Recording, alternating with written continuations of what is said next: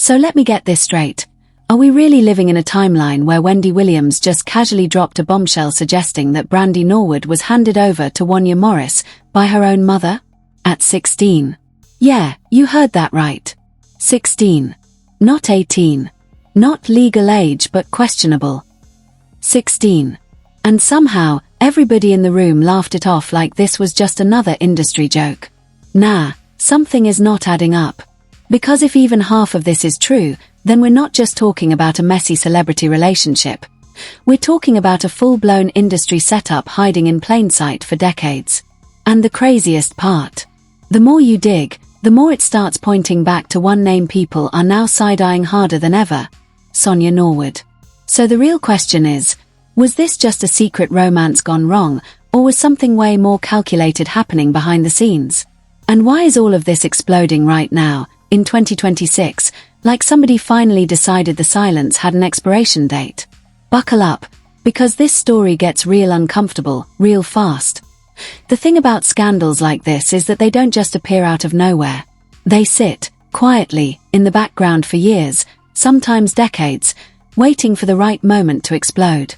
And right now, all fingers are pointing toward a situation that a lot of people in the industry claim they always knew about, but somehow nobody ever addressed publicly. We're talking about Brandy Norwood, the golden girl of the 90s, the voice, the image, the carefully crafted perfection, and then right next to her, Wanya Morris, a grown man in one of the biggest R&B groups at the time, moving through the industry with influence, connections, and power. Now on the surface, it looked like a mentorship, maybe even a wholesome industry friendship, something fans could romanticize later on, but behind the scenes, according to what's being resurfaced now, it was anything but innocent. And when Wendy Williams throws in a statement suggesting that Brandy was handed over, people aren't just reacting to the words, they're reacting to what those words imply, because that phrasing doesn't come out of nowhere, it carries weight, it carries intention, and it opens the door to questions that the industry has been avoiding for a very long time. Now let's rewind a bit because context matters, and without context, this just sounds like another messy celebrity rumor. Back in the 90s, Brandy was not just any artist, she was positioned as the role model, the clean image, the girl next door who parents trusted and kids looked up to. Her career wasn't just about music, it was about branding, and that branding was tightly controlled. At the center of that control was her mother, Wanya Norwood, who wasn't just a parent, she was a manager, a decision-maker, a gatekeeper. Every move, every appearance, every relationship, all of it reportedly went through her. And that's where things start to get uncomfortable, because when you have that level of control over a young star's life, the line between protection and exploitation can get blurry real fast. Meanwhile, Wanya Morris was already established, already moving in circles that Brandy was just entering, and according to multiple resurfaced interviews and statements, their connection didn't just happen randomly, it was facilitated, introduced, encouraged. Now here's where the story starts to shift from uncomfortable to outright controversial. According to what's being discussed now, Brandy herself has allegedly opened up about how that relationship began when she was still underage, describing feelings of being overwhelmed, influenced, and caught in something she didn't fully understand at the time. And if that's the case, then the entire narrative that was presented to the public back then, that everything started when she was older, starts to fall apart. Because if two people felt the need to hide the timeline, to create a version of events that seemed more acceptable, then that raises the question, what exactly were they trying to cover up? And more importantly, who knew? Because situations like this don't operate in isolation, especially not in an industry where everything is managed, curated, and overseen. This is where Wanya Norwood's name keeps coming back into the conversation, and not in a subtle way either. People are digging into old interviews, old clips, old statements, trying to piece together whether she was aware of what was happening, whether she approved, or whether she turned a blind eye for the sake of maintaining Brandy's career trajectory. And let's be honest, the idea that a teenage star could be in a close, secretive relationship with an older industry figure without her manager knowing doesn't sit right with a lot of people. Especially when that manager is also her mother. It creates a situation where people are asking, was this a failure of protection, or was it something more intentional? And that's a question that doesn't have an easy answer, but it's one that keeps coming up the more this story unfolds. At the same time, Wanya Morris's past statements are not helping his case. In fact, they're doing the exact opposite.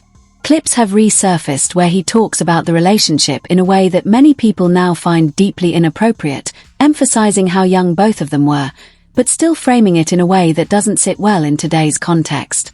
And when people hear phrases that suggest a level of comfort with that dynamic, it triggers a strong reaction, because standards have changed, awareness has increased, and what might have been brushed off back then is now being scrutinized under a completely different lens. And that's the thing about time, it doesn't just pass, it exposes.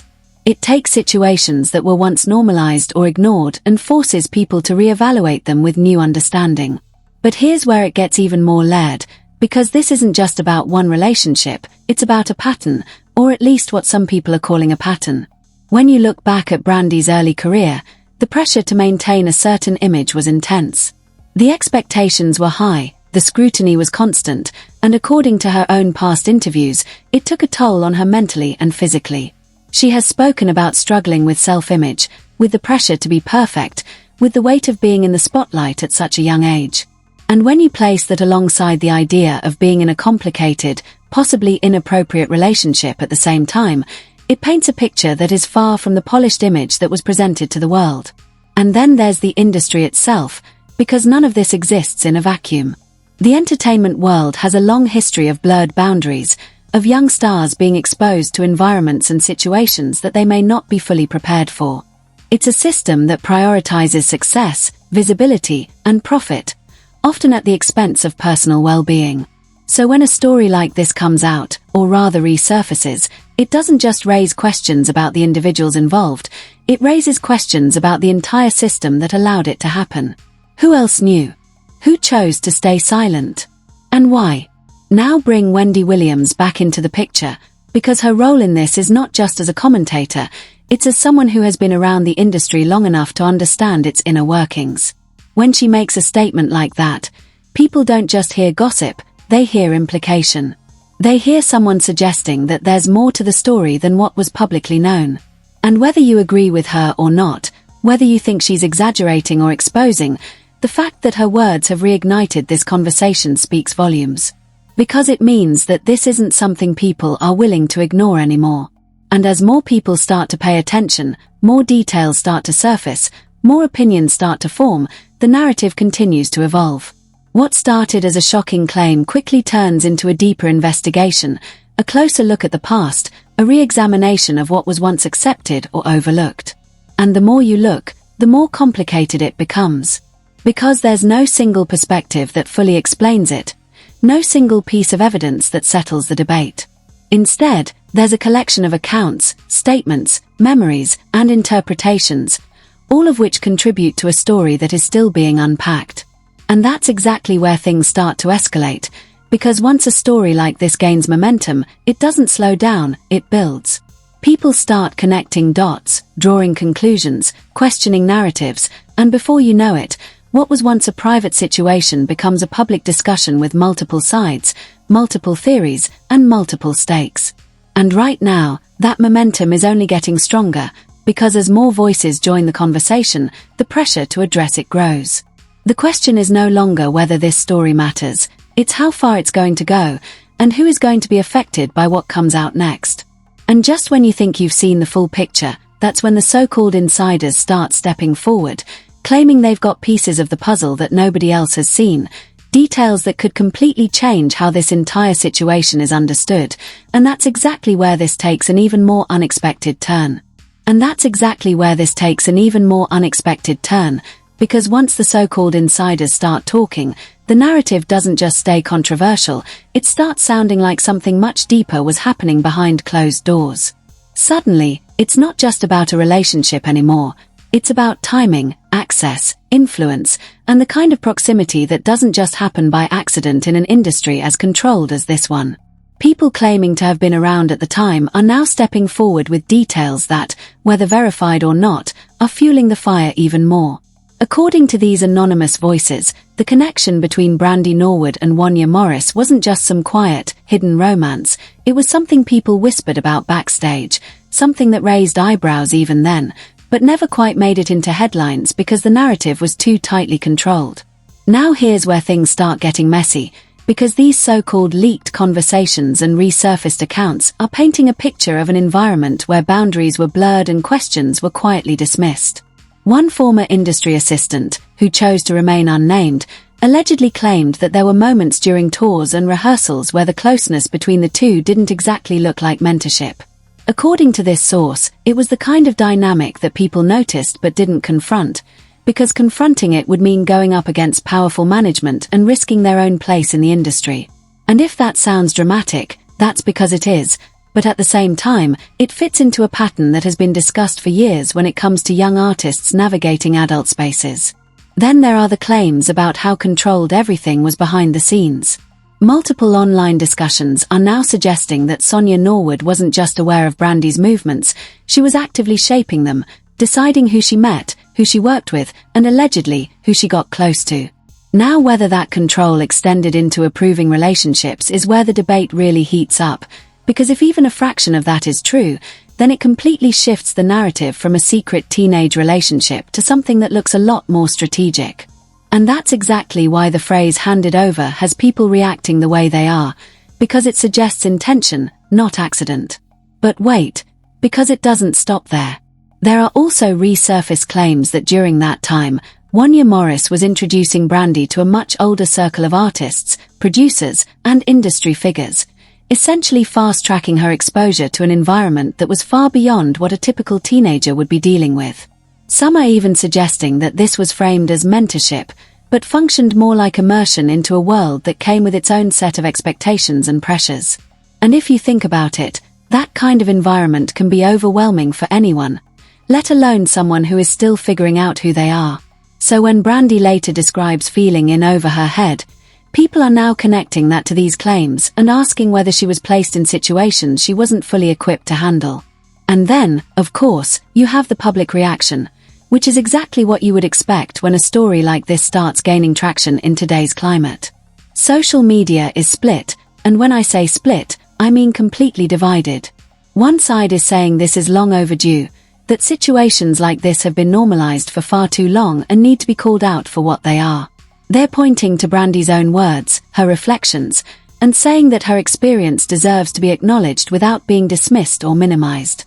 On the other side, you have people who are skeptical, who are questioning the timing, the framing, and whether this is being exaggerated for attention or narrative control. And then there's a third group, the ones who are looking at the bigger picture and saying this isn't just about these individuals, this is about an entire industry that has a history of protecting itself. Now bring Wendy Williams back into the conversation, because her involvement is adding another layer of complexity to all of this.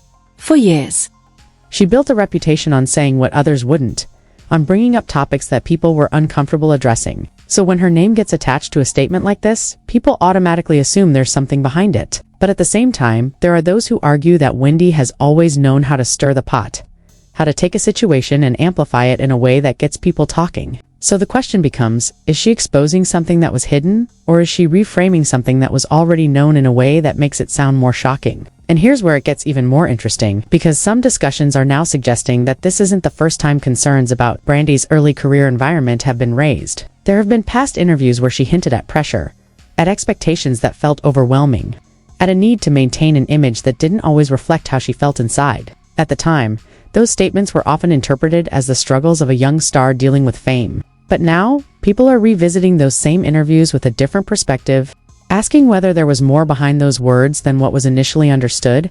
Then there are the rumors about how certain situations were handled behind the scenes. Some claim that whenever questions started getting too close to sensitive topics, they were quickly redirected, reframed, or shut down altogether.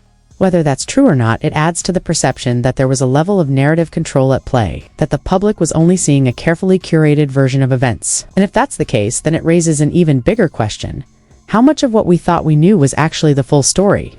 At the same time, Wanya Morris's position in all of this continues to be a focal point. His past comments, his explanations, the way he has described the relationship over the years, all of it is being dissected in real time. People are comparing what was said then to what is being said now, looking for inconsistencies, for moments that don't quite align. And in today's environment where accountability is a major topic, those inconsistencies don't go unnoticed. They become part of the narrative, part of the discussion, part of the reason why this story is gaining as much attention as it is. And just when it seems like the situation couldn't get any more layered, more claims start surfacing about how this may have impacted Brandy's relationships with others in the industry. There are suggestions that the dynamics she experienced early on may have influenced how she interacted with peers, how she navigated competition, how she responded to conflict. Again, whether those claims are accurate or not, they are adding another dimension to the conversation, turning it from a single incident into a broader exploration of cause and effect. So now we're at a point where the story is no longer just about what happened. It's about how it's being interpreted, how it's being discussed, and what it means moving forward.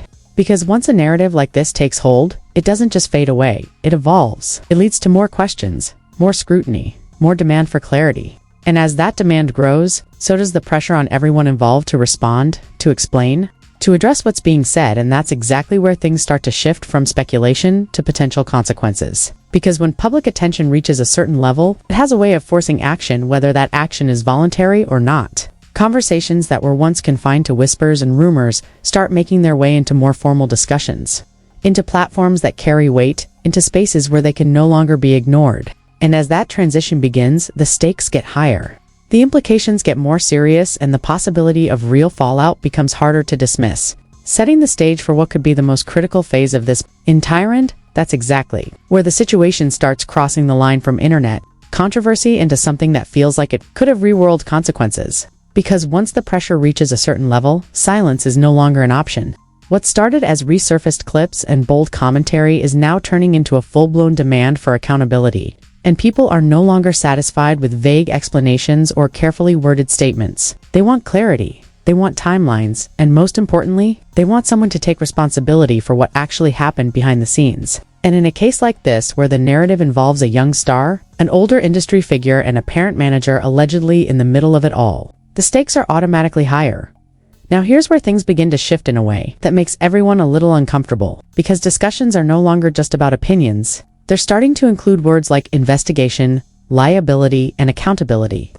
Online conversations are speculating about whether situations like this, even if they happened years ago, could still be examined under today's standards. And while nothing official has been announced, the mere idea that this could move beyond social media and into more formal territory is enough to keep the story trending. Because, let's be real, once something like this gains enough traction, it doesn't just disappear. It forces people in positions of influence to at least acknowledge it. At the center of all this attention is Brandy Norwood, and the narrative around her is evolving in real time. For years, she was seen as the one who had everything under control, the polished star who navigated fame with grace. But now that image is being re-examined through a completely different lens. People are starting to look at her past interviews, her past struggles, and her own words about feeling overwhelmed. And they're connecting those dots in ways that weren't being considered before. And whether those connections are entirely accurate or partially speculative, they're shaping how the public understands her story today. At the same time, Wanya Morris is facing a level of scrutiny that feels very different from anything he may have experienced back then. The standards have changed, the conversations have changed, and what might have once been brushed off as a complicated relationship is now being evaluated in terms of power dynamics and responsibility. People are dissecting every past statement, every interview, every explanation, looking for consistency, looking for accountability, and when they don't find it, the backlash only grows stronger. Because in today's climate, saying it was different back then is not enough to satisfy an audience that is asking much deeper questions. Then there's Sonia Norwood, whose role in this entire situation continues. Manager could have been aware of, or even indirectly involved in, a situation like this is something that people are struggling to process. And the more the conversation grows, the more pressure there is for some kind of response, some kind of clarification that addresses the concerns being raised. Because right now, the absence of a clear explanation is being filled with speculation, and speculation has a way of taking on a life of its own. And let's not forget Wendy Williams, whose initial statement acted like a spark in an already dry environment.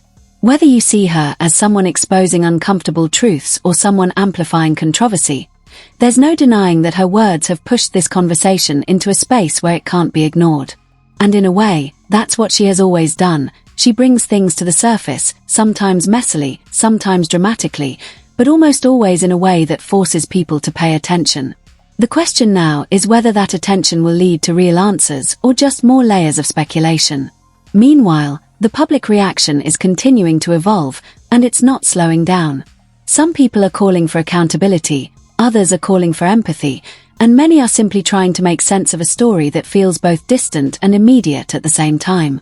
There are those who believe that revisiting situations like this is necessary, that it helps create awareness and prevent similar scenarios in the future.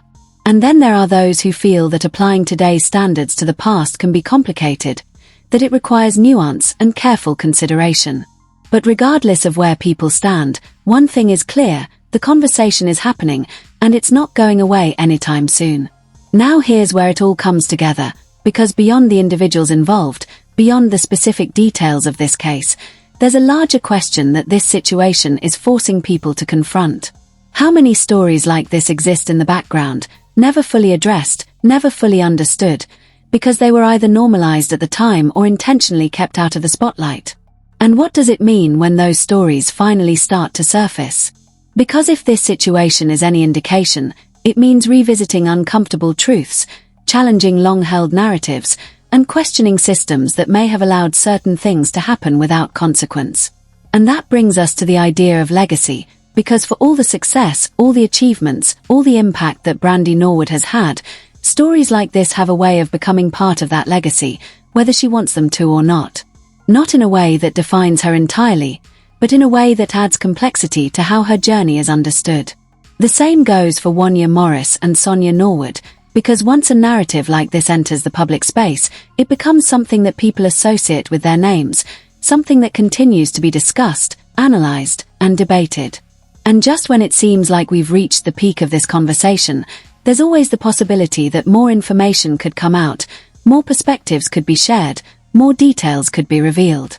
Because that's the nature of stories like this, they don't have a clean ending, they don't wrap up neatly, they continue to unfold over time. And as they do, they leave behind questions that don't always have clear answers. Questions about responsibility, about awareness, about what could have been done differently. So now the situation stands at a crossroads, where the past is being re-examined through the lens of the present, where narratives are being challenged, and where the demand for clarity is stronger than ever. Whether that clarity comes in the form of statements, interviews, or something more formal remains to be seen. But one thing is certain: this is no longer just a story from the past, it's a conversation happening right now, and it's one that is forcing people to look at the industry, at power dynamics, and at accountability in a way that can't easily be ignored. And as long as those questions remain unanswered, the conversation will continue, the speculation will persist, and the impact of what's being discussed will keep rippling outward, far beyond where it started. So now the question is, after everything you just heard, where do you stand on this? Was this really just a misunderstood situation from a different era? Or are we finally seeing the truth about something that should have been addressed a long time ago? And more importantly, if voices like Wendy Williams are only now pushing these conversations into the spotlight, how many other stories are still sitting in the dark, waiting for the right moment to come out? Because if this situation involving Brandy Norwood, Wanya Morris, and Sonia Norwood has shown us anything, it's that the industry has layers, and not all of them are as clean as they seem on the surface. But I want to hear from you. Do you think people are finally being held accountable, or is this just another case of the truth coming out too late to make a difference? Drop your thoughts in the comments below, don't hold back, because this is one of those conversations that needs real opinions. And if you made it this far, make sure you like the video, subscribe to the channel, and stay locked in, because if this story develops any further, you already know we're going to be right here breaking it all down.